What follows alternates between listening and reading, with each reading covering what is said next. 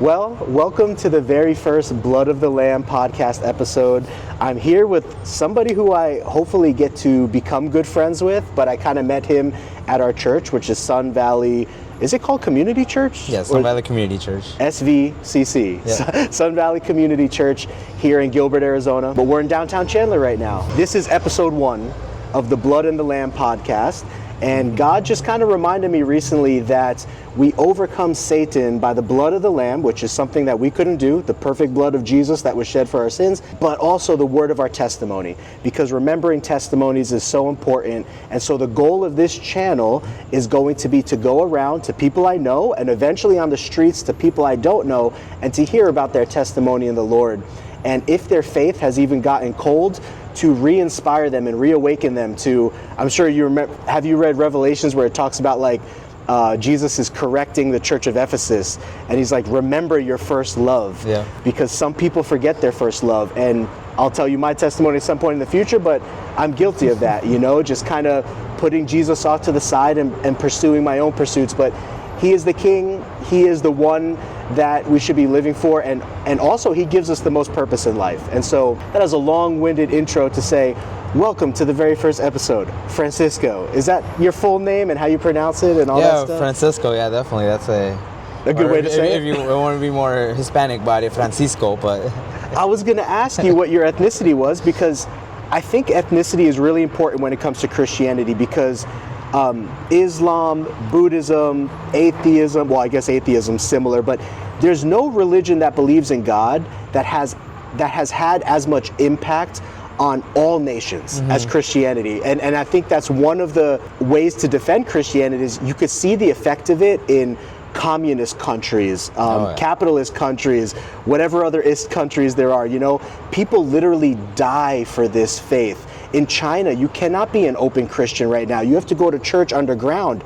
So what is the upside to that? Why would you even be a Christian in that case? Like, why not just submit your life and live peaceably and not be not have your life threatened? It's because there's something to this Christianity thing. So I did want to ask what your ethnicity was and maybe what your family's lineage or heritage might be, Okay, so yeah, I'm Hispanic. Well, to be more clear, Mexican. Both my parents are Mexican. They're born and raised in Mexico, and I guess that'd be it. And we can trace it back a couple of generations, but other than that, it's hard. I'm trying to find any more past, just because again, just historical speaking, Mexico had a lot of people coming through there.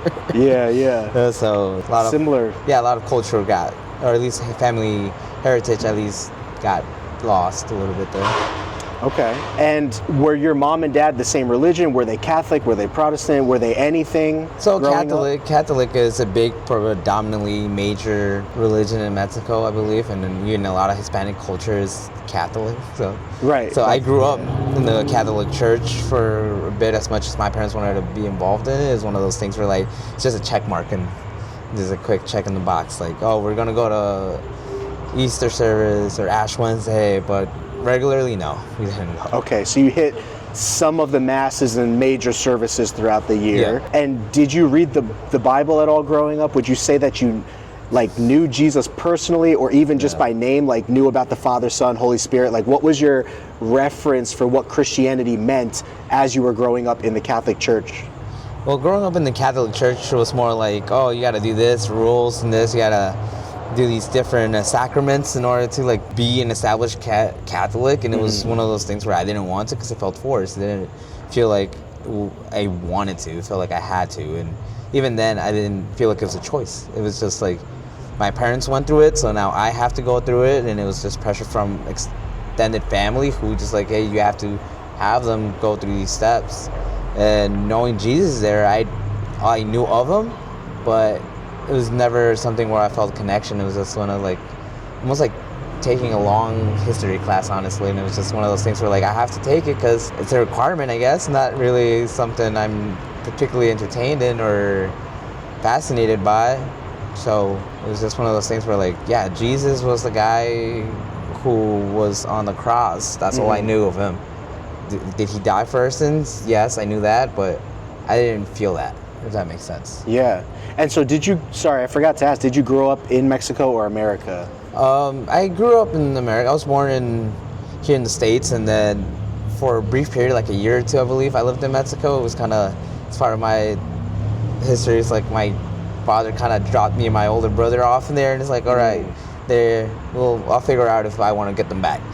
Oh, wow. Yeah, there's this, at least from what I know, my mom fought my father to bring us back, just because we're thousands of miles away from our parents, and that's not how it should be.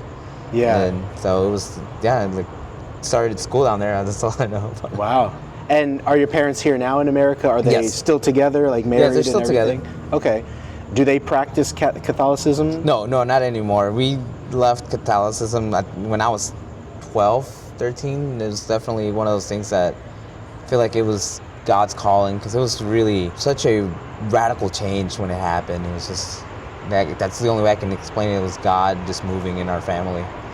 Now, would you say that you, for example, I'll give an example for me. I grew up in a Baptist church, which is a form of Protestantism. Mm-hmm. I knew that God was real, but I also knew that I thought he was a bunch of rules too, and I didn't want to submit to those rules. So I actually told God at like the age of 8, God, I'll be back when I'm 40. Like I literally told him that, like I'll follow you when I'm 40.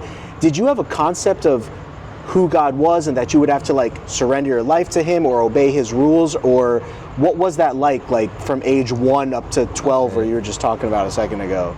That's definitely a thought-provoking question, just because I only knew of God of how I viewed him through my relationships with others, mm-hmm. specifically my parents, and what are they doing to be close to God, and growing up in that Catholic scene, really what it was I saw them make mistakes, and I saw them forgive each other, and so I was I figure there's no line that we can't cross until that he won't forgive us, or forgive each other, at least at the very minimum, us as humans, as long as we are able to forgive each other, God will too as well. Just because again, in Catholicism, when you go and talk to your priest and kind of in confession, and then you just do your Hail Marys, he gives you the thumbs up, you're good. Yeah, and it was just one of those things where I grew up okay, so there's no real consequence almost. I got that thought idea when I was growing up, especially just in that I grew up in a certain toxic environment, just watching my parents,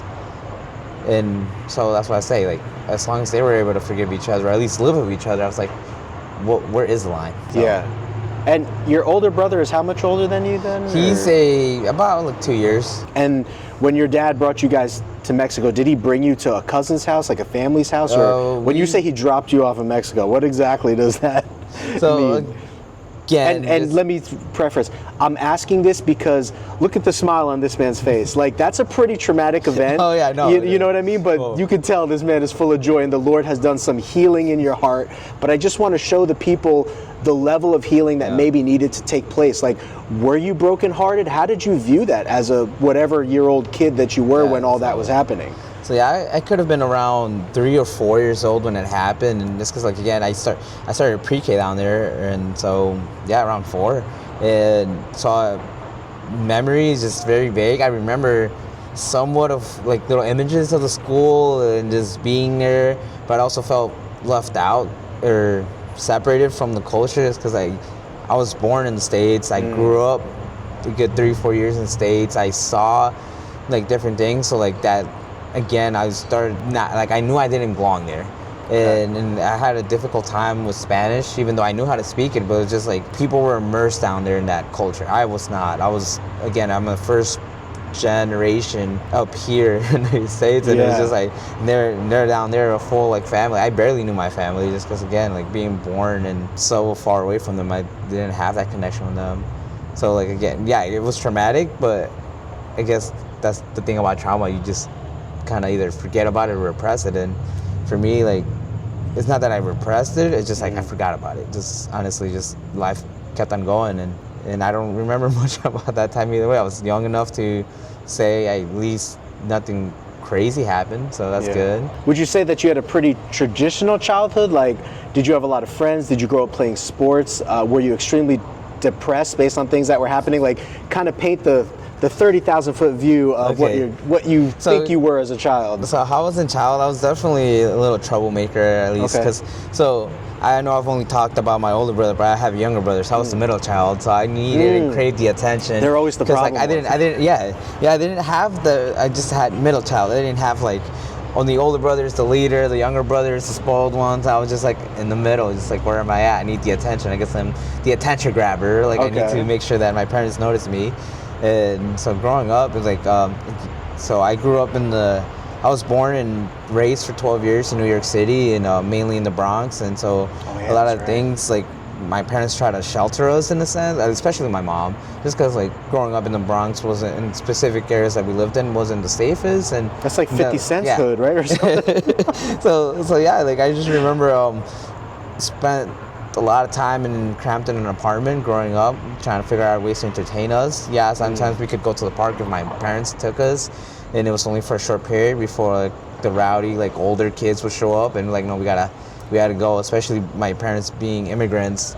That's one of the things too, like we faced in certain neighborhoods that we grew up in, we faced a lot of like discrimination, I guess. I remember at one point some people were making fun of us because like we were talking Spanish and just saying random Spanish words and laughing at us, and I was like, well, I didn't get it. I was a kid. I didn't know they were discriminating us. Like that was just, oh, they're being silly, whatever. So yeah, I was very sheltered. It was just like mainly in the apartment, just either watching TV, playing games, playing with our toys, and then not having really family around. It's just one of those things where like, well, it's just me and my brothers. I did want to ask for clarification on that. When you say family isn't around, why weren't they around? So like you and your brothers were just living in the apartment by yourself, or? Well, yeah, it was me and my brothers. Or they were working, you mean, or something? My father would work a lot, and definitely like he would be gone by the time we woke up. Okay. And then we'd go to school, or even on the weekends, like he'd still work on the weekends, and then by the time he'd get back, it'd be like 6 or 7, just because again, New York City is a big place, and the commute itself is so long, just waiting for trains and whatnot. So my father, like, he worked in Queens, Brooklyn, and so never in the same borough we lived in. And oh, really? So if you're not familiar with New York City, like, it could take quite a bit just to get to another borough, and so that's what it was. Just by the time my dad would get home, it was just like, okay, well, quickly just say hi to him, maybe if we were lucky, eat dinner for him. But even then, it was like one of the things where the rule in the house was like, okay, since my mom, like, oh, me and your father haven't seen each other and we're gonna talk, you kids stay quiet. You guys are to be seen but not heard. And so then it was one of those things like we just had to eat quick and then just be excused, and that way we can go do our thing again. So it was definitely, again, like one of the reasons why I'd say it was a toxic household, because again, like, the days he would have off, it was mainly just him watching soccer or football. Yeah, or them dropping us at Sunday school, and just like, I remember so vaguely, like every time we would like get up and go with the masses with the other kids to Sunday school, I would just like see my dad get up and walk out the door. Like he wouldn't even stay for the mass; he would just walk out the door. He just wanted to make sure that he saw eyes on us going to the class. Yeah. And then because it was like a 2-3 hour class, I don't remember.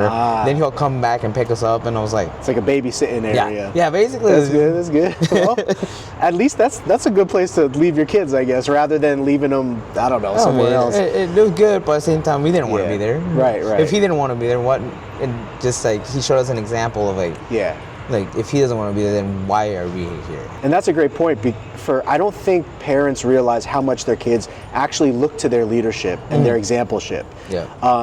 But so that was the Catholic Church drop off. Would you say in general that sounds like your dad just wanted to support you guys? Sound like he was like a loving father, but he had to work a lot.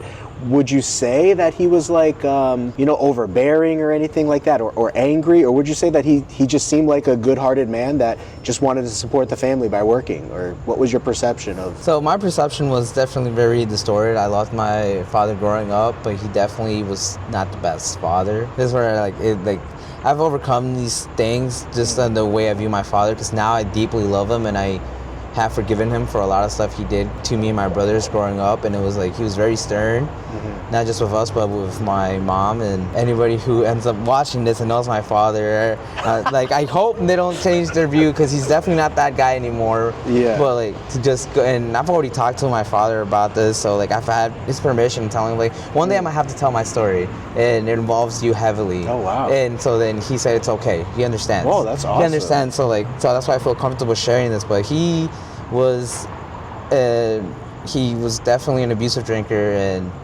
he wasn't the nicest guy when he would drink. And again, with like the times we barely saw him during the weekday, and to like for him to unwind on the weekends whenever it was a gathering that we would go to, like whether like extended family or friends, they would have parties. So it felt like we went to a party almost every Saturday night. And it was like one of those things where he definitely drank in an excess amount, and it was one of those things like we knew he was gonna drink, and we knew we just had to put up with it. And the only thing that we'd hope is that he wasn't mean to my mom. Yeah. And it was one of those things where like, well, let's tire ourselves out. Hopefully we're asleep by the time we get home. That way we can just sleep through the noise. It was, again, toxic. It was horrible. Did your mom work? Yes. So she sometimes, from my memory, I know that she did work every so often for a good period of time, especially if they had to save up. But then she would try to be home for us, make sure that we were taken care of, and especially if she knew that my father's schedule, like when, again, trying to plan around each other, that was somebody's home with us at all times. Gotcha. But it was definitely one of those things where, like, I remember not wanting to be without my mom, just because, like, as much as she felt safe or something? She felt safe. She, like, I could always talk to her, and even though she was there hearing me, she wasn't really listening, and I knew that because sometimes when I would like bring up old topics about stuff, and she's like, "What are you talking about?" And I was like, "You remember we talked about this like for 2 hours straight the other day?" And she's like, "No," and I was like, "Oh," so that's when I kind of like burst my bubble, like, "Oh, you're not listening to me." Yeah. But I still felt comfort that at least she was trying. I knew she had so much going on. She had like all this stuff with my dad, and then just trying to like make sure that we were okay. So I grew up still feeling comforted, because at least she was trying to be a mom and be there for me. And did she pray the rosary or anything like that? Did you ever see her pray or reach out to God? Because she probably felt pretty distressed too, based on what you described with your dad and stuff. I don't know. I don't have memories of that. I don't ever remember really seeing my parents pray growing up. It wasn't until we converted back to an evangelic type of Christianity, we moved away from Catholicism, that I started seeing them pray, and it became more natural and more common for them. But growing up, it was like my aunts from my father's side, who would come and visit once a year or something like that. Before bed, they were like, make sure you say your Our Fathers and Hail Marys before bed. And they're the ones that taught us really how to do that. But I don't remember really my parents. They might have, and it was just one of those things that kind of just got skimmed over in my memory. But I still remember, because it was like, again, like not seeing my aunts on a continuous basis, and then just having that memory, like they came and like, oh gosh, I know we're gonna have to do all these like praying, and we are like, they're gonna tell us all about this, how we're living wrong, and how we have to like be more Catholic. And so that's why like it's still stuck with me, because it's like that's who they were, and that's what I remember them as. That's funny. I think all kids have those memories seared into their head from family members that like care about the faith of the children, especially if the parents aren't like leading them in the Lord deeply. So this was when you're in the Bronx, New York right now. Is this before or after your dad brought you guys to Mexico? Or? This is a little bit during. Growing up there, like so much happened that a lot of it, like the trauma or things I don't want to remember, just like getting like out the window, making sure that I didn't want to. Growing up, I didn't want to remember that. A lot of stuff like,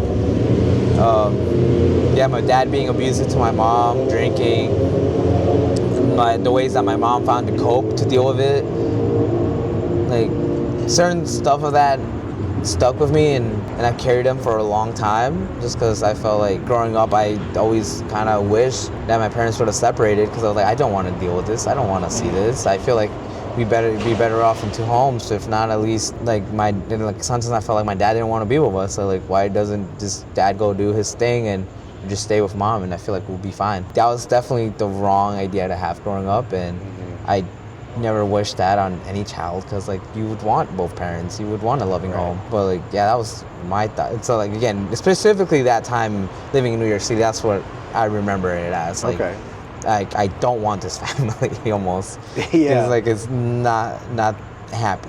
It's dysfunctional, and it's just portraying a sense of happiness that really isn't there. And so do you remember why he brought you guys to Mexico, or did that happen like multiple times? He would bring you back and forth, or? I mean, we would go down there to visit family a couple times, but that specific time was because he took us down there without no specific plan, for at least from what I remember my mom telling us, like there's like no real specific plan to bring us back. He just like said, like, let's see how, just basically drop them off and see how long it goes. With family? Or? Yeah, it was with his side of the family, and then my parents are from the same town down there, so like I got to see a lot of her side of the family.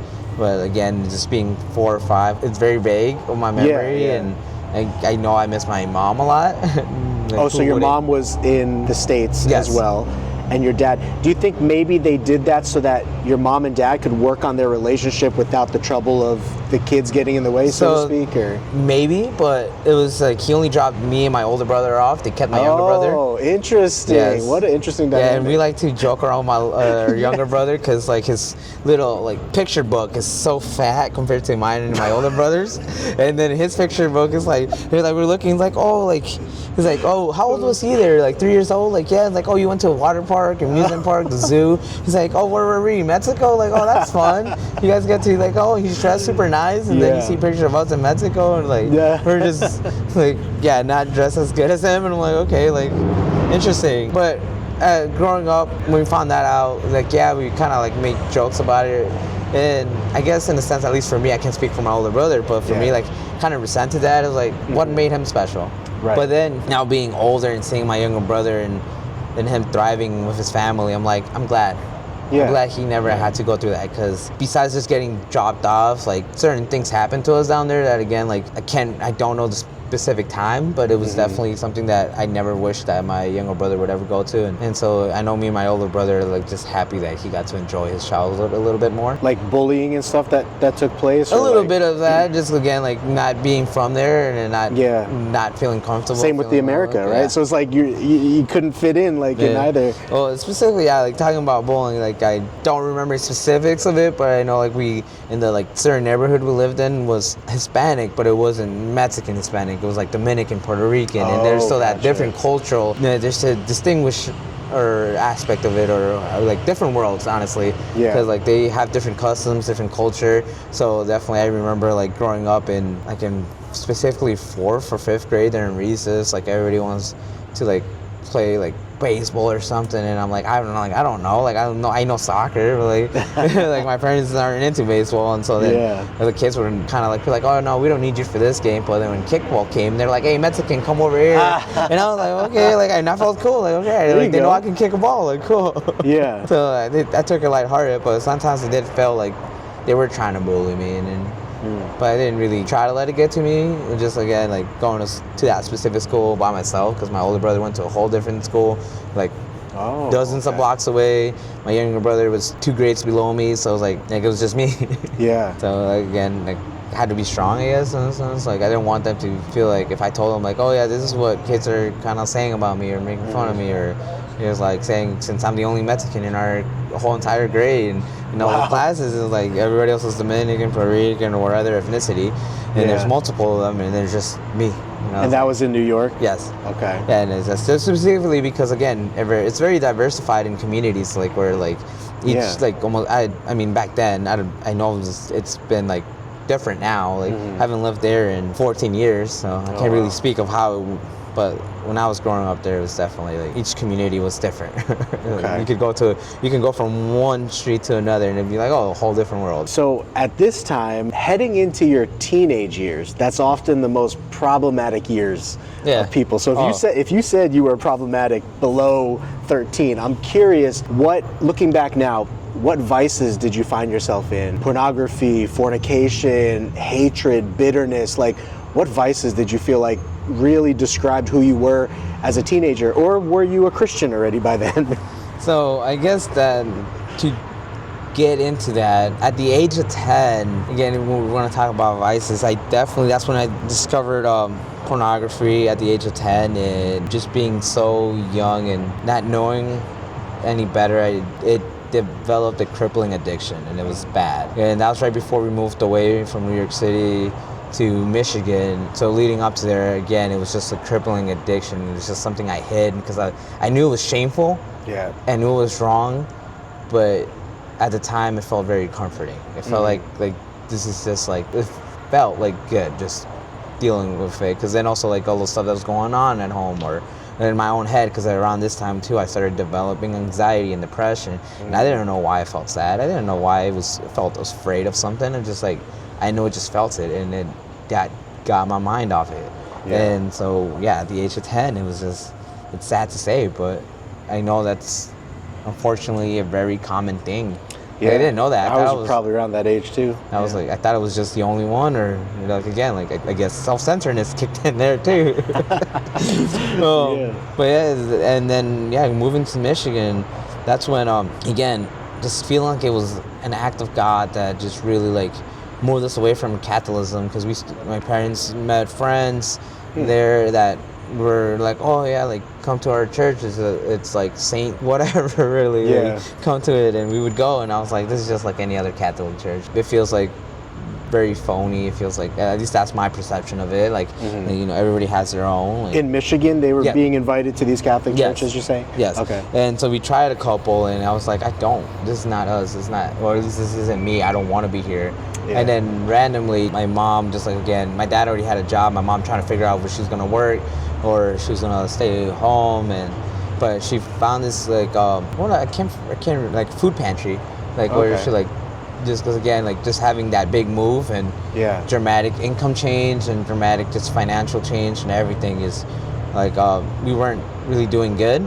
So my mom was like, found this food pantry that way she can get us some extra food and whatnot, and then it helped a lot that day. I was like, well, if you want extra like help and whatnot, like it helps to volunteer, because then like you'll be more first to know about the stuff. And so there she started dragging us, because we didn't want to go. We didn't want to go. We didn't want to waste our Saturday mornings. Like, we have a yard now. We can actually go outside without supervision and enjoy this like living.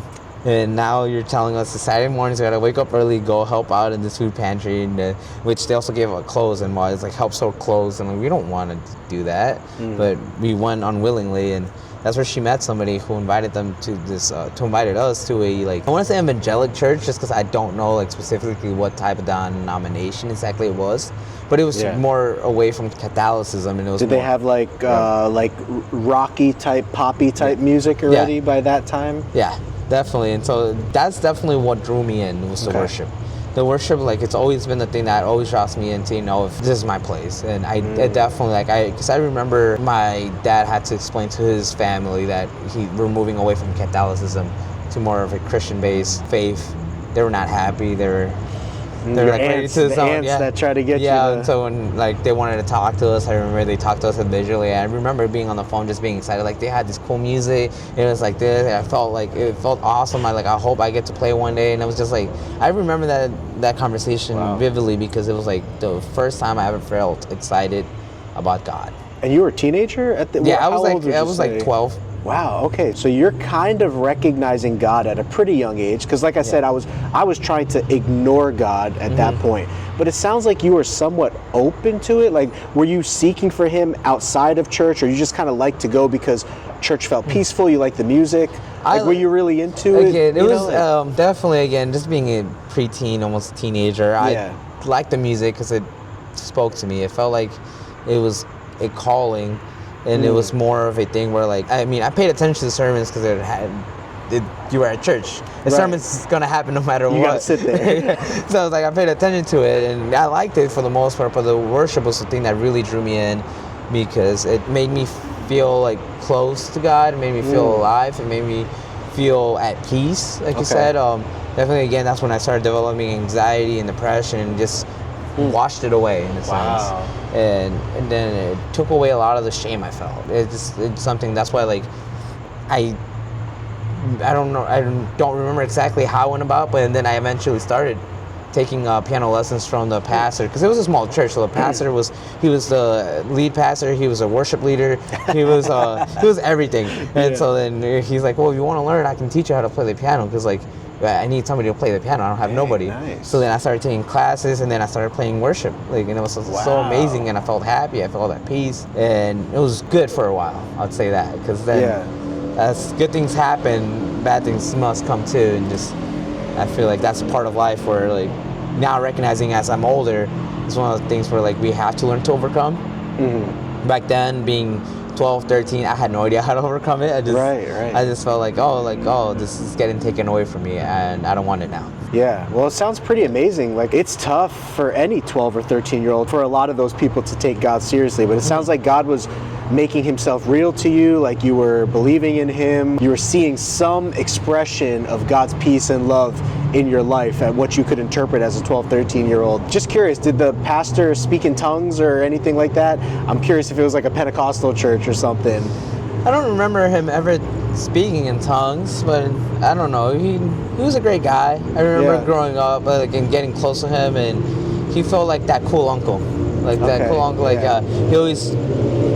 he always like kind of like, I would even feel like I got dragged along, because like he would invite to like, hey, you want to go to our sister church on the other side of the state or whatnot, like a couple miles, and we'll play worship there too. Because then moving from the piano, he also let me start playing the drums, and it was one of those cool things. He was letting me express myself, and that's in awesome. such a level where I felt close to God. I even played around with the concept of writing worship music, because I was like, I want this for myself. Again, it was just like, I didn't know at the time, but that was like God moving in me, the Spirit. He's putting the Spirit in me just to go through it, and it was very amazing. Just like, again, 13 years old. Wow, that's amazing. Like, that's awesome. Great testimony, first of all. Sometimes in life we can reflect back and we could be like, okay, I was dead in my sins, and then I became alive in Christ. You're talking about an age that's pretty young. Like, if I reflect back on my life,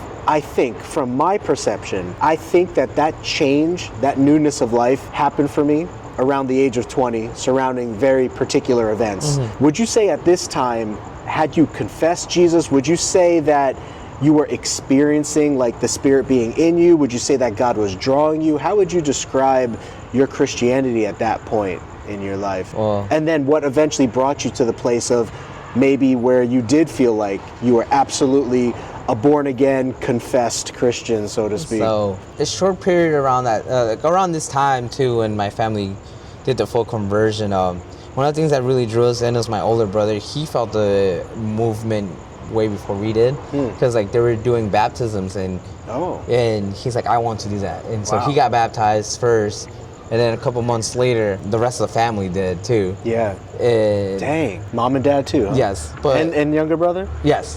The favorite, not the favorite. But just to speak on it, like, I was not ready to get baptized. I got baptized because my parents wanted us to. Okay. Even though I felt the Spirit moving in me, even though like I wanted to be closer to God, I did not feel like that was the right step. What do you feel like was holding you back? The shame. I feel like the shame, because I was still, even though I was feeling all this movement, I was still in the pornography, I was still in depression, I was still in anxiety, and it was just one of those things where like I feel shame. I don't feel like I deserve to get baptized, but I got baptized because my parents told me. And again, the dysfunction of my parents is very like arguing at home, like about little petty things, and just blowing up, and then going to church and then acting like this perfect couple. And it was like, to be like short on words, I hated it. I hated seeing them doing that. I expressed it a lot. Like, it's like, I hate portraying this fake family. It's like, it's not us, it's lying. And I expressed a lot. It was just returned with a lot of like discipline. That's another thing that kept me from wanting to get baptized. Still did it, just because like, again, what mom and dad said went. Right. So then I felt like maybe it is right, because like, you know, like the Bible says you must obey your parents, and so like maybe they're doing this choice for the good of me, and this will wash away everything I'm feeling, and I'll eventually feel better. Did you? No. So when you got baptized, you felt the same? Yeah, the same. And if you could ask 13-year-old self, would 13-year-old Francisco say that he was saved and forgiven? No. Okay. No, I did not feel that at all. Did not feel that. So when you say like, when did I feel born again? It wasn't until I turned 25. So it was like almost a whole 10 years later. There's a 10-year gap of my faith where like. But what happened in those 10 years? If you could kind of walk us into those. So you get baptized, you guys are kind of going in and out of church. Anything else major happen? Like your brother becomes a preacher or something? Because you said he was taking it real serious. Like, so no, he definitely felt that movement, but like, you know, it's his story to tell. But he still did very questionable things, like that wasn't Christ-like, and then so did I. Like, so I can't really speak on or judge on his actions, because I definitely wasn't any better. If anything, I feel like I was worse. Yeah. Because then, like, well, especially when the aspect of dating happened, chasing after girls, that's definitely where, like, my faith girls, I ran to girls instead of faith. And were you still attending the church, or did you guys had already not? Yeah, we were still attending the church. My parents were they served in the church. They were very involved.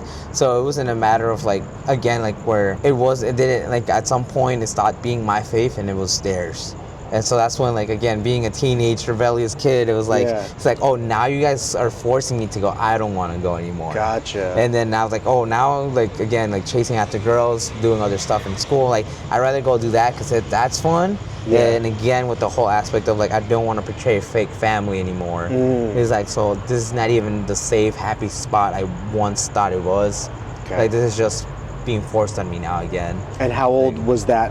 Like, 15, around 15 years old. So a couple years. Yeah, and then again, later. The anxiety, the depression, like, I didn't know how to understand my own mind at times. And even though I wanted help and asked for help, my parents didn't believe in that. It was like, well, we had it worse than you. Like, if you want something to cry about, we'll give you something to cry about. Right. It's like, oh, like, you can't really say, like, again, like, if I even mentioned about even being, like, almost, like, feeling like my life wasn't worth it, they were like, oh, like, then they'll tell me how they had it worse again. And it was like one of those things, like, okay, so I don't need help because my issues aren't that serious. Right, like, even though, like, constantly my mind's attacking me, it's not that serious. I just got to repress it and hold on to it.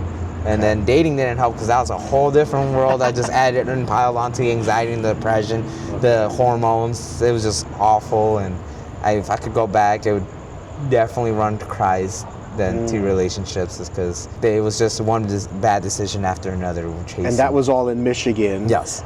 So leading up to, did you go to college, or, like, after high school, like, what is the transition between 15, you start to focus on the world, what happens after that, and leading into college? So leading into college, right afterwards, like, again, I was told I was a smart kid. I felt like I was a smart kid who did really dumb decisions. And again, when it came to whether I wanted to focus on my studies or girls, I chose girls. Okay. Chose relationships, prioritized them. And so when it came to graduate, I was like, whoa, I was like this 4.0 student at one point. Wow. And I don't even know where I ended up. I know somewhere low, 3 point something. In high school, lower. You mean? Like, towards the end of high school? Yeah, I was taking college classes in my senior year, but barely passed them because I could care less about them because I wanted to focus more on relationships. And one of those things where, like, when college came, I had no scholarships. I had no idea how to do financial aid. So I just kind of, like, forced myself to go, even though I knew, like, I didn't have the money for it. In Michigan? Yes, in Michigan. And you paid for your own college, or did your parents? So at that time, like, my parents did help just because around that time, my senior year, we had a house fire, and and we kind of lost a lot of stuff. The insurance covered it a lot, and so we did have some money at that point. And it just happened to be when I was ready to go to school, so the local community college was all the cheapest way. If they're gonna help me pay for it. That's when my depression really kicked in. Like, I didn't feel like I deserved to go to school. I felt like I blew it all away, like, almost like that chance of actually earning or deserving that chance to go. And then also my older brother had gone up to the military. I missed him because I felt like we never I felt like there was that void, like, of disconnect between me and him. I felt like he abandoned us, even though he didn't. He was doing something good. He was chasing something he really wanted. So, like, for me to feel that selfish need to have him in my life, I feel like that brought on that depression of, like, oh, like, I don't know what to do with my life now. Because, like, I didn't know what to do. I, like, didn't know what I wanted to go to school for. So then trying to force myself to go to school, I ended up just feeling pressure, depression, and feeling the need to succeed but not knowing how to. So I dropped out. I was like, within the first couple months, really, I didn't even finish the semester. I dropped all the classes. And I didn't even drop one of them in time. So, like, I completely failed that class. I don't know what my college GPA was at the time, but it was horrible. Just getting complete failure. And then in time, my parents going through such a dysfunctional, like, in their relationship, some stuff was going on in their personal lives, and being 18, I felt like, well, I feel like I have a say now. I feel like I can help them. I feel like I can mend their relationship in a sense. And also because I was kind of getting dragged into it, so I was like, well, maybe that's why I feel like the need. And just to kind of get tossed back and forth from getting the blame, like, oh, you want to side with your father, then leave. And then my father's like, oh, you want to side with your mother, then leave. I'm like, well, I'm just trying to make peace. I don't Right. want to side with nobody. And then it's like, if anything, I want to look out for my younger brother because he still has a couple years left here.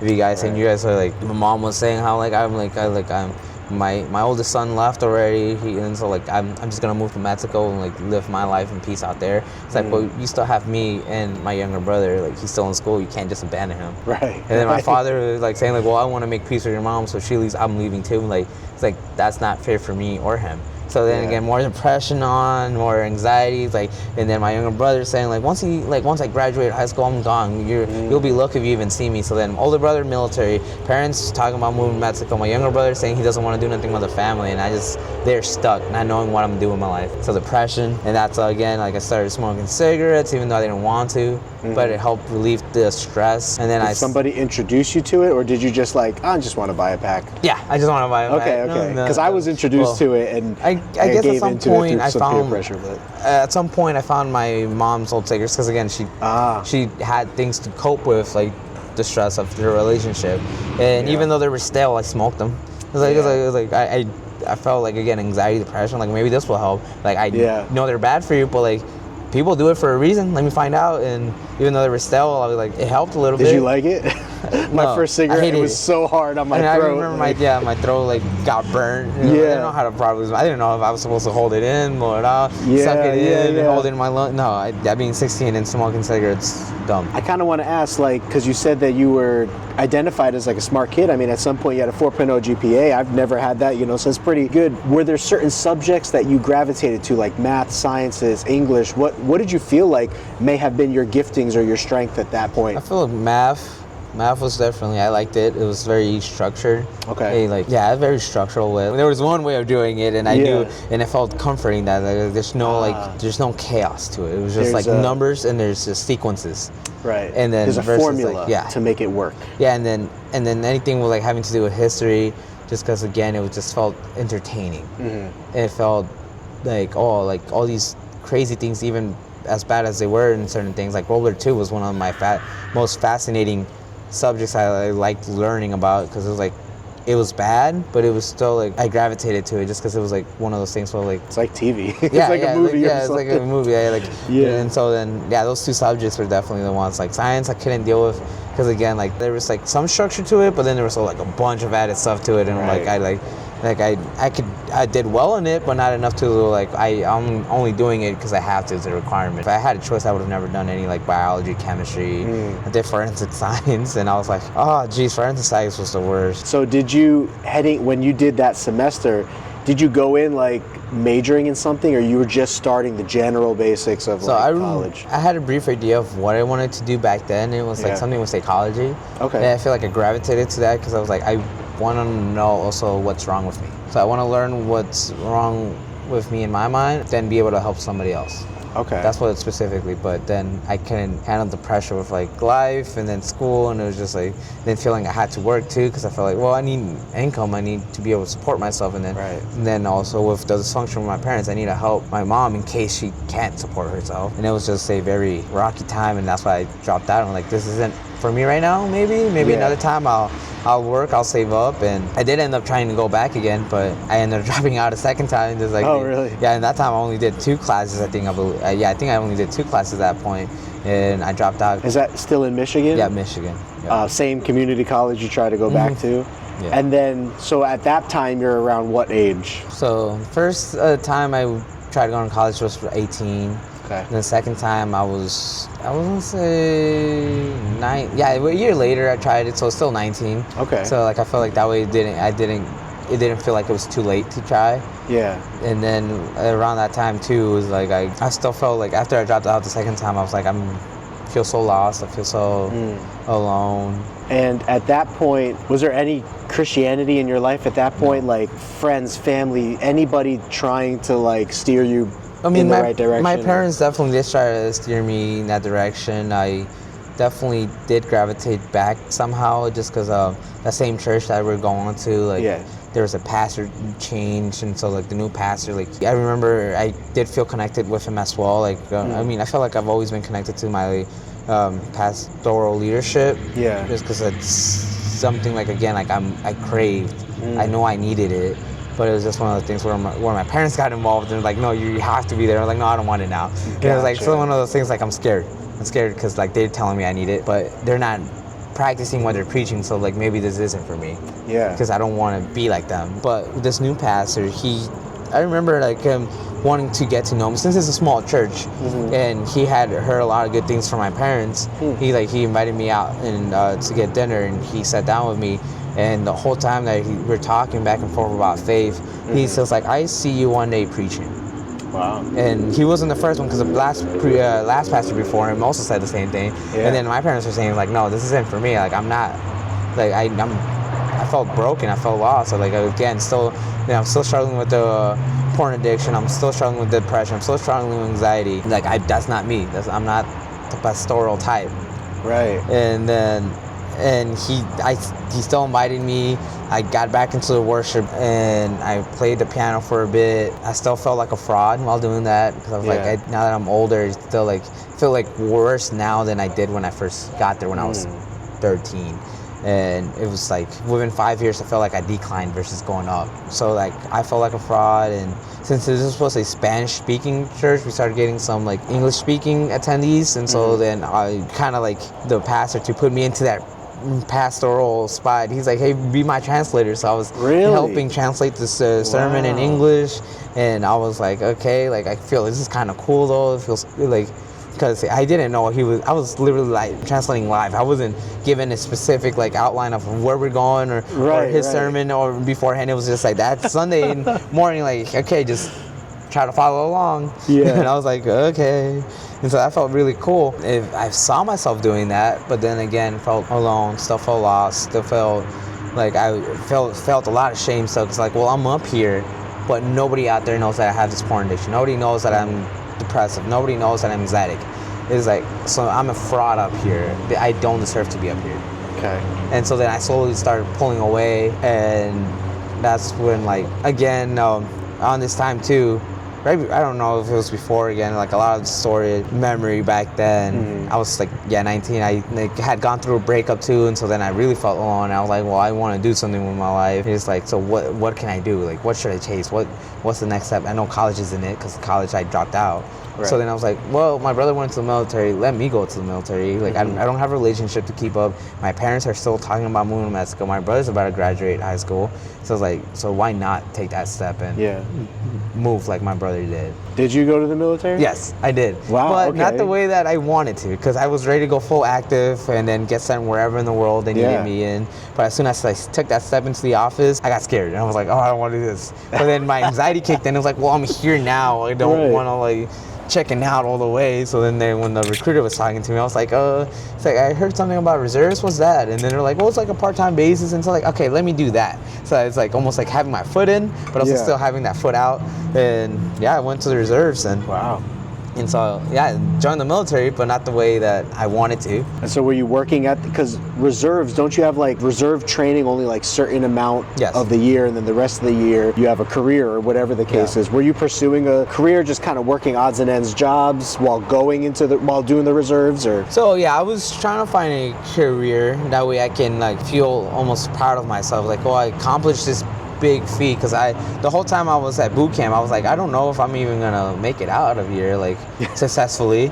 And it's like, but by the grace of God I did. And that's also like that's where like I actually started feeling a connection to God, because like I'd go to like on Sundays when they allowed us to go to a sermon, like to church, I chose to go to it, and just they try to accommodate different beliefs out there. But I knew I didn't want to go to a Pentecostal service, and I knew I didn't want to go to a Catholic service. So then I just went to the others, and it was just a small little building. They had a Jewish faith base there. They had if you were atheist, I believe they had like a special room where you just went and kind of like talked your feelings out or whatever to deal with what the pressure and stress of boot camp. And then there was one that just said Church of God, and I'm like, all right, cool, like. Cool, let me go in there. And they just sang all the hymns and stuff like that.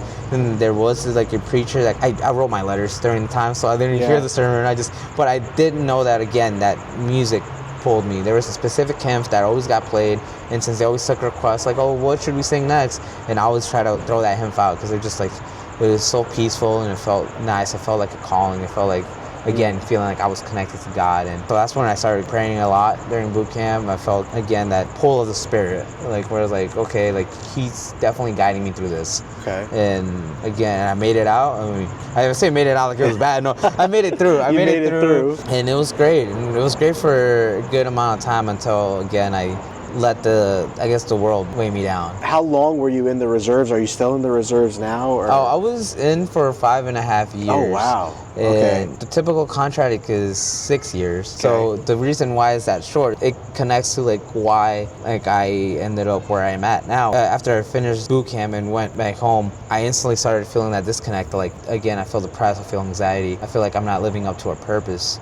It's like, because I don't have a job. Other guys on my unit, they were like having careers, they were like saying this and that and having lives. And I was like, well, I don't have none of that. Yeah. It's like, maybe I don't belong here. And I started feeling that pull. I was going through depression. And then before getting home, like I had this other relationship fall apart, and then it weighed heavy on me. It's like, well, this is the best version of me that I've built up, and that wasn't good enough for a relationship. So then I let those thoughts weigh me down. And even though I was 20 or even 19, around 19, I was drinking a little bit. But then 20, I was like, I can't wait another year. Got myself a fake ID and started heavily drinking because I was like, this will help cope with all these thoughts in my head. And then that led to me getting a DUI 1 month before my 21st birthday. Oh, wow. And that didn't really snap me out of it. Like, again, I still went down that path of like saying alcohol is my solution to everything. And so that's why, like, skip 5.5 years later, like, I still let alcohol be that main support systems versus going to church or anything looking for God, when I knew God was the thing that always kept me at peace when I found myself the most stressed. But I turned away from Him and felt like alcohol was the solution. And even though it caused more problems for me, and because I let myself get out of shape and not being able to pass physical tests, I got kicked out 5 months short of me finishing my contract because I couldn't run. Run. And so then they're like, well, you're not fit to be in. And it's like, unfortunately, we have to separate you. Wow. And so then I was like, well, I'm so close to finishing my contract. It sucks because now I didn't get none of the benefits. Really? And it was like, alcohol, you've ruined this for me. But I still went back to it because I was like, this is the only thing I know. It's the only thing, Yeah. And it was, again, so much still happened between those times. So the 5.5 years that you were in the reserves, what were you doing for work? Odds and ends jobs, or did you have something that you were doing one for the whole time? Well, at that time, since I was like still living at home with my parents, because I was like, well, I might as well try to, like, while I'm figuring it out, like, you know, save money and pay rent, because they own the home. So like, why try to go out there and pay rent? Yeah, why waste money? Like, waste money, even though I was wasting money because by that time I had opened up 6 credit cards, and I was just using those. I'm like, I'm smart enough, I'll pay these off eventually. I'm building credit. I'll find a way to pay these off. And to this day, I'm still trying to figure out how to do that. It's like, definitely, like, alcohol did not help. Would you say you drank a lot, like every night, every weekend? What was your drinking sort of routine? Or during that time, like right after my DUI, I was definitely drinking a lot. So part of my testimony then has to deal with, like, I met this girl, and that kind of toned it down a little bit, even though we both partied a lot together. Then we got pregnant, so then that really toned it down. And I was like, well, I gotta get my act together. I'm gonna be a father. And so then jumping from like warehouse jobs to another, like through temp agencies and that, I was like, I need to buckle down and actually get something. Yeah. But then I still went almost 2 months without working because I was like, well, I'm trying to figure this out. And even though this girl is trying to like get me to be proactive, I'm like, oh no, like it's okay. Like, and then when things got dysfunctional between me and her, again, the drinking got involved, even though I wasn't working. And then I was like, promised her, like, oh no, I'll do better. I'll be good. And then when she got pregnant, I'm like, okay, I definitely gotta do better. Like, I'm not treating her correctly. I'm gonna be a father. So that kind of motivated you. Yeah, it motivated me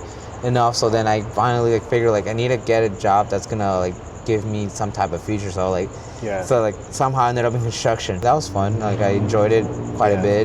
Did it for 1.5 years, which was the longest job I ever held down, because again, waiting for my son to come through. And then when your son eventually arrived, what was your life like at that point? Where did your life go from there? Well, I was still dealing with depression, anxiety, and his mom was definitely a good person dealing with it. And were you guys married at this point? No. Or are you married now? No. Okay. No. So that's part of the story too. Just just trying to paint the everybody's picture. like, the big picture is like, no, we were not. It was definitely a very dysfunctional relationship as well. The drinking didn't help. I believe we were not in a good spot, but God blessed us with our son, and it helped us both like buckle down and figure out like what's our next step. And Was she a Christian at all, or going to she church? she grew up in the church, and she knew who God was. But when we were together, we never attended really church, even though family would invite us. When our son was born, we did take him to the church that I knew of, that I had history with, and kind of like presented him to the church. But that was more because my parents asked me to. It wasn't really because I was like, oh yeah, I'll do it. Yeah, that was what we did for my son. So your parents were still going to church at that time. Would you say that they were experiencing like the peace of Jesus, or to the best of their ability, they were just kind of like attending, but maybe not what you would consider like disciples of Christ? Yeah, I feel like, they were doing the best of their ability. I give them the benefit of the doubt that they were doing the best they could to like practice the teachings and just being able to live out a Christ-filled life. Okay. Even though they still had a couple of things I feel like they could have figured out. Or, it's nice they were inviting you to church and stuff. That's why I was asking. Yeah, and that's why, again, God definitely moved heavily in my parents to try to pull me into church, and I just fought it because it was my parents. Like, it was my parents. Like, still? That natural instinct, like, oh, no, not my parents. Like, I saw them be the worst, and so, like, can't believe them yet because I held onto resentment as a child to my adulthood that I should have let go of a long time ago. And then around this time, too, my son was born in 2020, right before COVID. Yeah. And then that's when the world went crazy. Yeah, it went crazy, and my anxiety just went with it. That's when things still started getting worse between me and his mom. And are you still together with the mom to this day? Because you're how old now? I'm 28. You're 28 now. So the time frame we're talking about is I was 22. 22, so 6 years ago. So you guys eventually split. Do you have joint custody? Is she as involved in his life as you are? What made you guys decide that you just wanted to do it separately? The dysfunction of it all, and then part drinking again, like that alcohol just played a big factor in all my relationship with her, where like I didn't do my best thinking. Yeah. And then I did very, very dumb things when I was drinking. Said very dumb things when I was drinking. I definitely hurt her, not physically, but emotionally, and sometimes even verbally. And that's a shame that I carried for a while. So that's like definitely one of the big things that contributed to like why I want to change and be better. Is because like God blessed us with her son. Then I feel like he definitely blessed me with having this woman in my life, and I did not treat her like he intended me to treat her. When did you realize that, or start having those convictions? Well, first of all, let me ask a quick question, because I'm interested in just your perspective on this. Do you think that the drinking that your dad had, that you observed when you were younger, do you feel like that had any effect on you sort of becoming like similar to that, or do you think that it's unrelated? It's definitely related, because it's not even just my father. Also, like I saw uncles and other male role models like use drinking as a coping mechanism to handle life. And so growing up, and I told myself I'm never going to be like that, and then when life hit me hard, and I was like, well, maybe I could be better, I can drink and I won't get as bad as them. And that's the type of mentality I had even going into this relationship. When the worst of times, I was like, well, as long as I don't get as bad as what my parents were, as long as it doesn't pass the verbal line, as long as it doesn't pass the emotional abuse, it's like as long as it doesn't get physical, like I'm better than my parents, and that's good enough. And that's a very horrible mentality to have going into a relationship, because then you're not actually seeking better, you're just portraying better. It was never better. It was just. And when you and your girl decided to call it quits at that time, were you in support of that? Did you go further into depression? Like, how did you view? How did that alter your life from that point forward? So around this time, just because our son was about to be. He was a couple months away from being 2, and the drinking and the depression, the anxiety, when I would get to a point of pure rage, since I was frustrated, I took it out on myself. So I would self-harm a lot. I would punch things, I would break walls, I would punch myself even, and just like, I had this anger in me, and I didn't know why, but the drinking brought it out, and I didn't know how to express it. It was one of those things where she's like, I don't want this for her son. So he's either, the ultimate is like, we split or you seek help. didn't want to live a life without them, so I sought help. And through that, I went to therapy. And then there, like, it helped me open up a gate of emotions and thoughts I didn't know I was dealing with. And then that's when the idea of like, hey, like maybe from the therapist, like maybe you should take that break. Just figure yourself out right now, because you don't know who you are and you're just trying to mask it with all these things and drinking. So just take that break, especially since she needs it too. Because it sounds like she needs it. And when I proposed it, and the way I was told to propose it, it was met instantly with like, no, we're just calling it an end right now. Oh. Yeah, and so it was interesting, because then it was like, back then I felt hurt. I felt like, well, like I've been going to therapy for a month. You're trying to like, make yourself better. Yeah, and it was like, I'm doing this for you, and you just want so to like leave. the best, like again, I'm becoming the best version of myself, and then it was too late. It was not good enough. It wasn't it, basically. And now I'm losing my family. I'm losing everything I was building. But again, I wasn't treating it like it was my everything. And so it was fitting that I was losing it, because again, then that's when I ran to God. I was like, God, like help me. God, like I went with my brother to church, because he was like, come to church. You really need this. Your older brother? My younger brother. Younger brother. Yes. So I tried it out for a bit. What age was this all taking place? I was 23. Okay, so at 23, you just start to feel at rock bottom, so to speak, and you feel like you're ready, you want to change. Yes. And your younger brother actually starts to encourage you with that. yeah. So he sees this happening to you, and do you guys go back to that same church, a different church? Different church. It was a different church. It's almost like a mega church. Gotcha. So it was a giant church, and so like going to it didn't really help, because I felt lost. I didn't feel connected. It was like they like appreciated the messages. It felt like it was spoke to me at the time, but it felt like also it was like, again, it wasn't for me.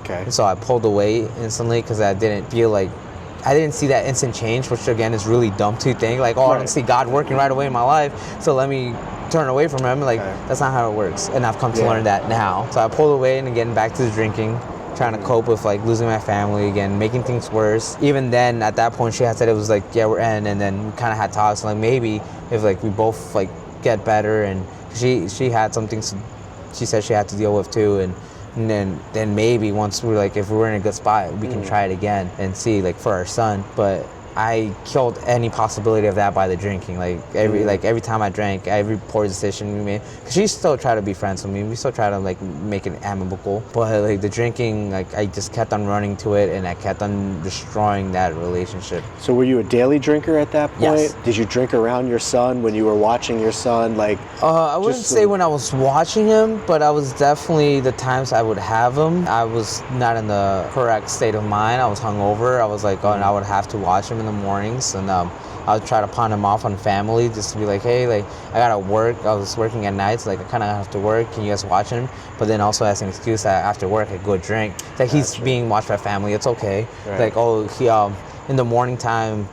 Since I had to move back with my mom, that after the split, I was like, my mom's gonna like watch my son in the morning. She'd do me a favor, because she's gonna know that I was working, even though I was drinking still too. And it was one of the things where, like, I was such in a delusional state that I was like, I need this for me. That I wasn't there for my son in that time, to like know that, hey, God was being there in the sense that I have my son and I have to become better for him. But I was so lost in my own mind, believing like I don't know who I am. And I was like, but my son's there the whole time. And it's like definitely one of the times I wish I could take back, but I learned from it and I grew from it. So like it was for a purpose.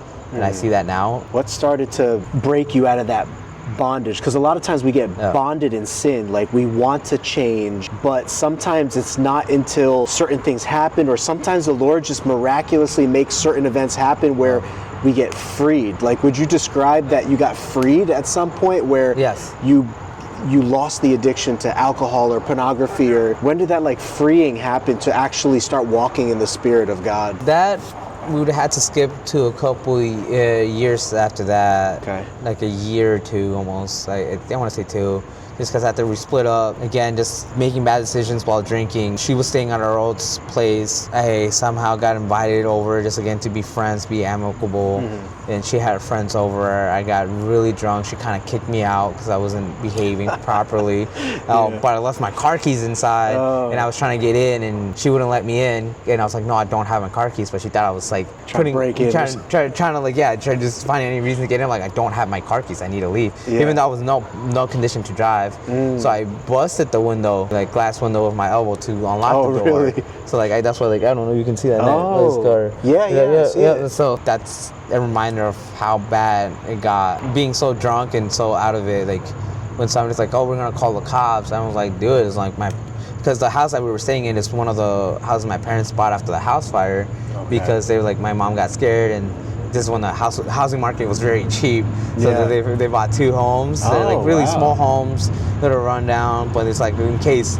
Then my mom was like, if you're in case one burns down again, we have another one. And I was like, so like they let us stay with it because again, for their grandchild. So like, go ahead, call the cops. Like, it's my parents' house. They're not gonna do nothing. And so they're like, you know what? And so I ended up calling the cops to show her and her friends I'm not scared, and I'm being drunk. So then the cops showed up, and then they asked questions, and I'm like, oh yeah, whose house is this? And I'm like, my parents. And like, you really think I'm gonna press charges? Like, no. And they're like, all right, so I guess we'll just patch you up, and we'll call EMT because you're really bleeding a lot and you need to get stitches. And then the next morning, I like profusely apologized, like, I don't know what got into me, this and that. She's like, I'm scared to be around you. Yeah. Like, I'm scared for her son. I'm scared one day, like, you're gonna act like that and he's gonna be there. So she had friends who lived in Arizona at the time, and she's like, I need a fresh start, and that doesn't involve you. Wow. And so then it was like, but since we have a son together, you can choose to be part of his life, or you can choose not to. And she said, like, and then I was like, well, I'm gonna fight you for custody. You can't do that. You can't just leave the state without my son, without my permission, this and that. And she's like, if you fight me for custody, like, I will fight for 100%, and you will lose your son. And that fear hit in. I was like, okay, I won't. Like, go ahead.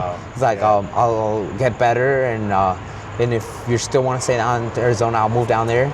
But at the moment, I can't, because I was still in the military at the time. I still had the obligation to stay in Michigan before I made process to move either units or whatever. But I was trying to just finish my contract because I was like so close. But then I got kicked out either way. So then I was like, once I got kicked out, I was like, okay, I gotta move and be closer to my son, even though I was still heavily drinking. I hadn't made any progress to change. I was I was gaining bigger financial debt, and I was not anywhere in any position to say I was better. Right. But I portrayed it enough that way she believed me, and she was like, okay, like, if you are fine, then I definitely still want to stay in Arizona. I'm making a life down here. You can do that too. So then that's what brought me to Arizona. Wow. And so that was, again, I didn't want to move here. I don't have no family here. Still don't have any family here besides my son. But then this is like, again, where like I see it now that God was moving. God was pulling me down here, because then shortly after that, she saw that I wasn't good. She still saw that I was drinking. She still saw that I was still very upset about the relationship being even split. in Arizona. Yeah. So after you moved. Yeah, she still saw that I was very dysfunctional. And then I got another DUI down here, and that didn't stop me from drinking. That just made me martyr almost. I started Ubering, lifting, whatever means possible to get to places to be able to drink, just because I was afraid to get another DUI and get in jail, even though I was still waiting sentencing. Did she know that you were kicked out of the military at this point? Okay, so she knew, but she still trusted you enough, even though you were kicked out, to move down here and be in your son's life? Or she was just trying to give you the best opportunity as much as she could to keep you involved? Yeah, she was definitely doing the best she could to like keep me involved, and she definitely a great mother in my eyes, because she did a lot for her son, and she had to really, like, especially putting up with my behaviors in the past. Did she ever like find God before you, so to speak, or she just started living a pretty decent life even without God? I'd say that we've had talks about spirituality, and she says she knows God, she knows where she stands for God. Again, I don't like to talk about people's stories because that's their stories to tell. So like, again, I feel like she's in a good spot. She's just a genuine, nice person, honestly. That's the best way to say it. And she's, it sounded like she was being very supporting, patient, forgiving towards you. And that has to do a lot with her life, her testimony of what had happened to her growing up. That played a big role in why she was so almost caring and allowing me to be as present as possible for her son, even though it's like she never gave up on you. Almost, she was willing to give you chance after chance after chance, which is something that like parents do a lot of times. Like the love of a parent like never leaves for their kid, and so that's awesome to see that she had that for you. So was it like micro small moments that happened? Was there a major big moment that happened? Describe for us being out here and then eventually kind of starting to get to the point where I've seen you now, which is like, so that was within the month of me getting my DUI. I again drinking still barely having a job again, not knowing what's out here, and still wishing I could move back. So I was kind of like 1 foot in, 1 foot out about moving out here officially. Like, even though I had packed out my car and moved down here, but it was for my son, and I was like, maybe like she might want to move back up or whatever. Maybe I can convince her, like, let me take, like, this isn't for me, let me take my son at least for a month or two, and then I'll fly him back. That's something, like, I just was ready to just get out of here, but the DUI, I felt like I have to wait for the sentencing, whatever, let me figure it out.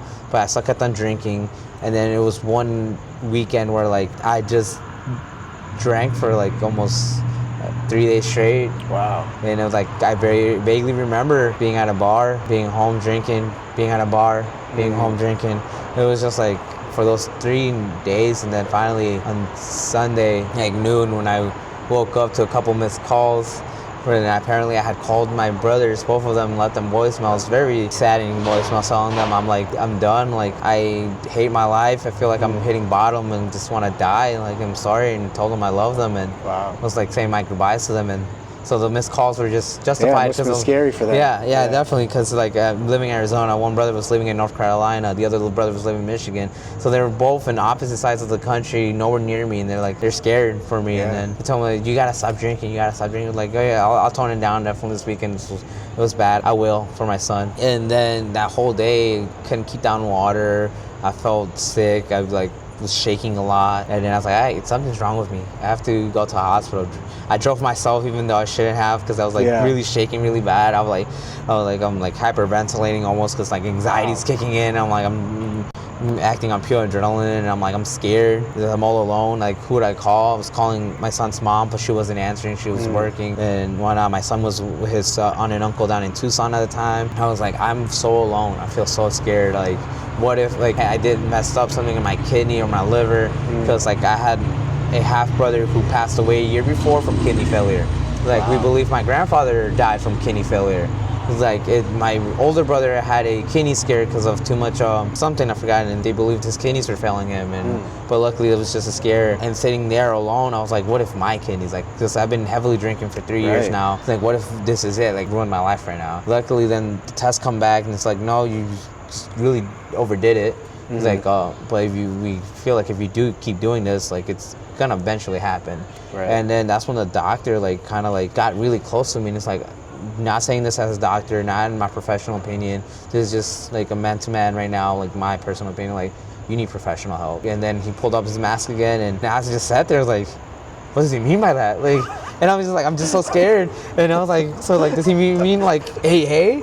And I'm like, okay, like, so then as I'm sitting there like with an IV stuck into me, like before they discharged me, I'm looking up AA meetings. And I was like, okay, maybe that's why he meant. And like, he's a doctor, he knows better than I do. Like, even if he said it wasn't professional opinion, so I'm like looking up AA meetings. I find one that I like looks like appealing to me basically, and I went the next day. And there, like, even though I hesitated going in, I like felt like, no, I need a change. I don't want to die alone. I don't want to die and have that be the story that's told to my son. Like, I need to do this change. I went to the AA meeting the first day, felt about it. I'm like, this maybe not for me. And I was like, no, I have to go again. So I went the second day. And then that's when this guy approached me and it's like, hey, you're new here. Like, let me take you out for dinner. And then so like we went out for dinner. And we got talking. He talked about his faith, how like he wasn't close to God, but like people in AA talk about God still. And so he's like, he didn't feel comfortable talking to God, so he started talking to this rock. He said he found this cool looking rock and started talking to this rock. And eventually he started praying to this rock. And then eventually he started praying to this rock when it wasn't present, when he was driving, when he was out and about. And then eventually he started, instead of saying rock, he started saying God. And then he started feeling the movement of God, and he's like, God is real. God is moving in me. And then when he told me that, so I was like, okay, I know of God. I know how to find God. Let me do that. And so then I started looking for a church, and I started looking all over the Gilbert area because that's where I was at. And I was looking, just being out of pure laziness, I was looking at the closest ones. Sun Valley was one of the closest ones. And I was like, okay, well, I don't want to just attend. I want to be involved in it. And I started looking at the groups tabs. This was about 2 years ago, 3 years ago. Their groups tabs was a little different. You actually saw like all the groups that were open and details about them versus just putting what you're looking for and then somebody reaching out to you. And then there was this single parents group And I was like, I need that because I don't know what I'm doing as a father. Maybe somebody there does. And so that's how I started going to that group. I started attending service regularly on a weekly basis. Got top on myself at Sun Valley. Again, like that was back in March of 2023. So we're elapsed 2.5 years now, almost 2 years. And now looking back at it, like everything to that point of me coming to Arizona, as much as I pulled away from it and hesitated and tried my hardest to like not be here, like God had that plan because like this is where it happened. Yeah, this is where it happened. And it's just like, again, my faith hasn't been the same for good reasons because it's radically changed. I've felt closer. I haven't never felt alone since I made that choice. I've gotten baptized since then. I've led groups since then. I've helped people establish their faith in God. And that's something so beautiful because I never saw myself that. Like when pastors and other church leaders were telling me like, hey, we see you preaching, like, no, that's not me. I'm nowhere near equipped, and now I'm helping people establish their faith. Yeah. And I was like, man, I kind of owe them an apology or something. And then I even baptized somebody last year. Wow. And I was like, that was insane. When I decided to go to AA meetings, I haven't drank since then. So again, since walking my faith, I've been 2.5 years, if not a little bit over, without drinking. So I've been sober for 2.5 years. And then when it comes to the porn addiction, like I still struggled with that. So like that's to show like even though you commit yourself to Christ and this and that, the human in us still like keeps on trying to hold on to like that little grasp of power and self-will. And that was my way too, because I was like, well, I don't want to drink, so this might be okay for now. He's like justify it. Yeah, justify it. Yeah. And then with like I started heavily smoking again, like nicotine, like, and then I started vaping because I was like, oh, vaping might be a little better even though it's not. And I was just like that. And then it's like, well, this prevents me from drinking, so like maybe like keep doing that. And then eventually like I just got burned out of that, and I was like, I don't want this. Like I hate that I can't breathe correctly. I hate that because I started working construction again. I'm like, it's like, and all the debris and everything. I was like, I need to be able to breathe. Yeah, and Arizona's 115 in the summers. Yeah, exactly. And that's what really helped too. The Arizona heat helped me stay sober because I was sweating. You'll die. And I was like, I don't want to be drunk in this heat. Like that would be the worst. And so then I eventually ended up quitting nicotine altogether too. And yeah, in 2 weeks I'm like 2 years off nicotine. And so I'm like, and that's God just moving again, slowly taking stuff away that I'm giving to Him. I'm letting go of it. I'm just putting it on Him to say like, God, take this away from me. So I'm giving it to you. I'm giving up this control. And then when it came down to the porn, once I got baptized, this porn addiction, I felt that conviction to like stop. And I would go months without it, and then like when something big life altering would happen, and I was like, I got that itch to smoke or that itch to drink, and like it was like, oh no. And then I was like leaning to the porn because I was like, that's the least one, I believe, because that's the least one that destroyed my life, even though like it's like a secret sin, so to speak. Exactly, because nobody sees it. Nobody's gonna like, I'm not gonna accidentally show it to nobody, like a drinking, like people want to see me drunk, people want to see me smoke, like I'm never gonna let nobody see that. So like it's between me and God almost. And so like I let that happen, and then I would stop, because then again, conviction, I felt shame, I felt disgust, I felt anger and hatred to myself, like this is not what God intends for me. So then I'll stop for months, and then it would come up. I wouldn't make it past 3 months after getting baptized, but I had that conviction to keep trying, not give up. And even though that shame would tell me like, dude, you're not keeping up your side of the agreement with God, your connection with God, so why should He? So then I kind of started feeling like maybe I should just walk away from this faith. But then then that conviction was like, no, you don't give up. You keep trying, you keep going. That's what God intends for us, to just keep going. After that continuing conviction, again, like when I was approached by this person in my small group telling me like, hey, I want to get baptized by you. And I was like, okay, like then that means I have to clean my act, because I want to be worthy of being able to do that for you. You want to walk the walk. Yes.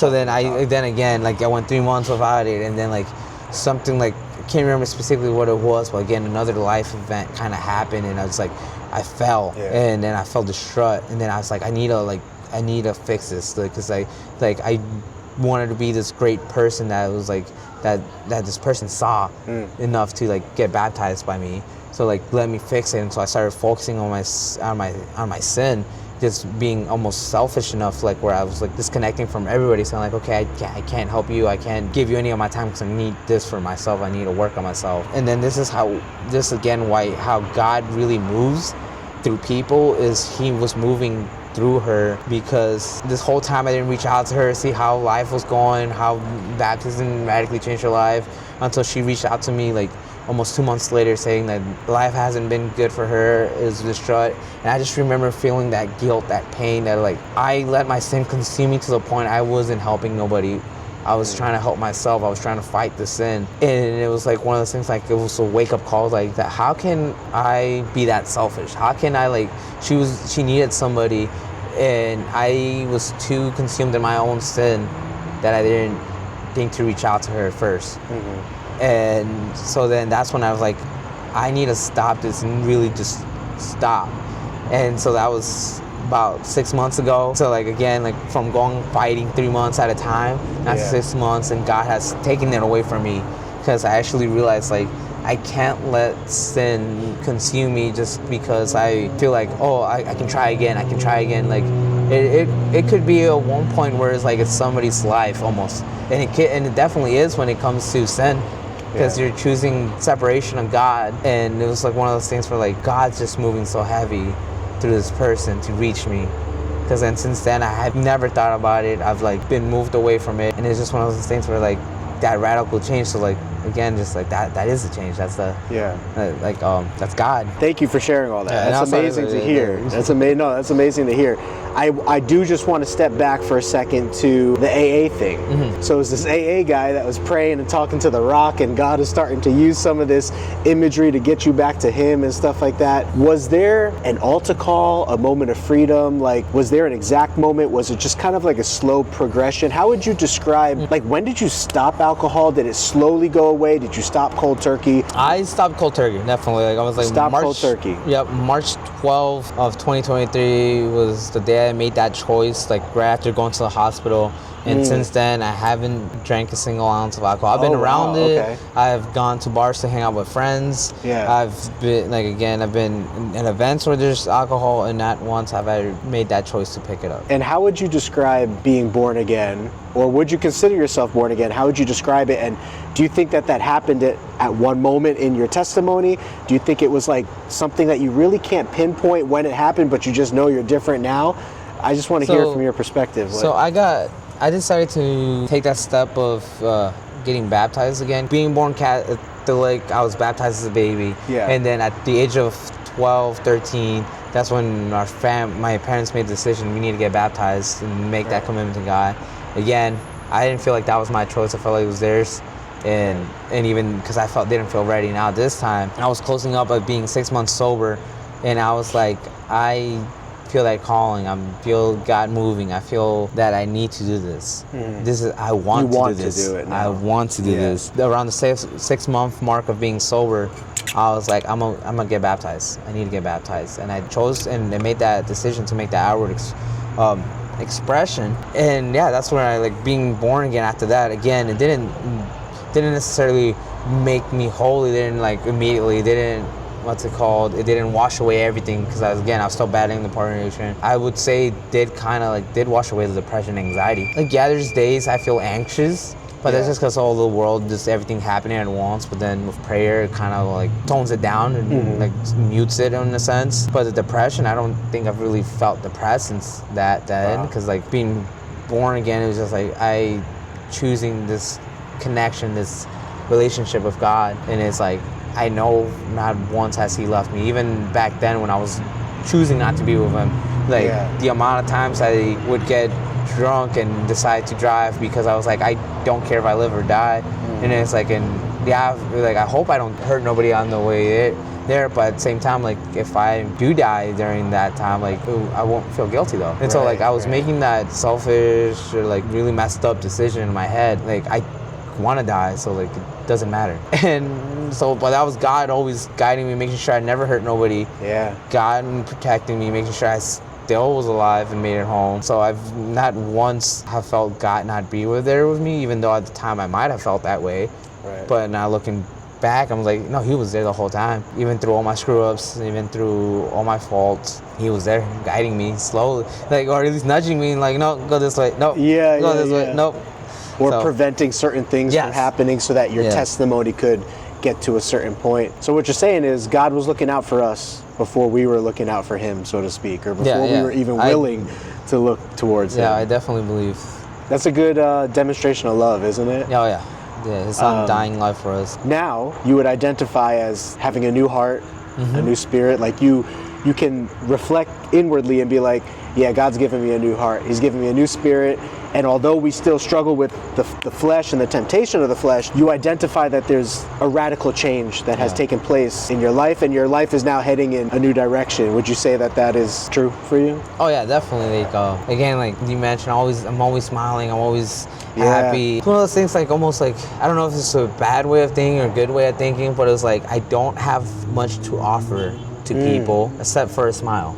I like just having that heart of content, just like I'm good where I'm at. I know that I'm here because God is willing it to be that way. And even though like I, like with the DUI, like I went through almost 15 months without a license this past year. I literally just got it last month, and so like I didn't let that stop me from serving, because I was like, God's still like working in me, so why would I stop working for Him? How long have you been serving at Sun Valley? How did you get started with serving? I've hit 2 years from serving. Like after the 6 months, like after I finally got baptized, after 6 months, I was like, oh, I need to do again. He gave me this new life. I need to give back. So I started serving immediately after getting baptized. Wow. And I started serving at Sun Valley. And yeah, it's been 2 years. So were you walking there or Ubering there, or? So I was still able to drive for the first couple months of serving. So that was no issue. It was just after I lost my license, I was either getting rides to church, or I was catching the bus to get there. Wow. Even though the bus doesn't go close enough, but I would still walk a little bit. It was not too bad of a walk. And then awesome that you were willing to, like, you were so convicted that a change had happened, and you were so passionate to just serve God, you were willing to go through extra hoops to, serve God at the church. It's just like one of those things where, like, again, like God kept on giving and giving. Like every time like something would change, like I found myself in a situation where I can't really live alone. I need roommates, even though I have my son. And then so me and my son were sharing a room. And then when I was sharing a place with 2 other roommates. When one roommate was leaving, I got a raise at work. So then when they offered me this second bedroom for my son, I'm like, I'll take it. Like I just got a raise at work. Yeah. It's like God's moving right there, providing. And then when the other roommate, it was like, well, I need to move too now. The first time I got a promotion, actually. I got a promotion and a raise. And then this time, I got another raise. Yeah, another raise. And wow.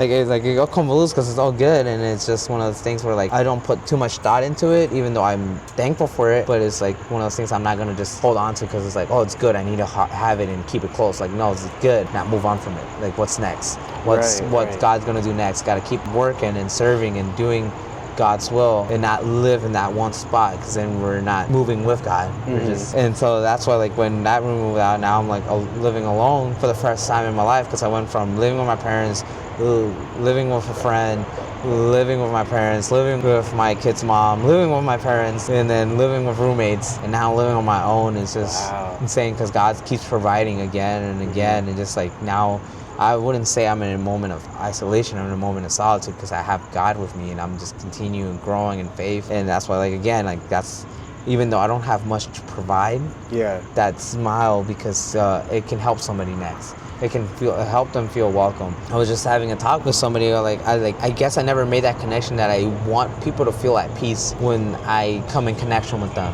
Like, I want to be like almost a type of vessel for God to like portray His peace that He promises in the Bible. And so like, hey, like, what best way to do it than to just smile? Well, you definitely give off that aura. Like, the smile just comes natural to you, and you can tell that it's coming from a place of genuine renewal and the Holy Spirit, just touching your heart and just giving you that joy and that peace. I've been on again, off again at Sun Valley for the last like probably 10, 15 years or something like that.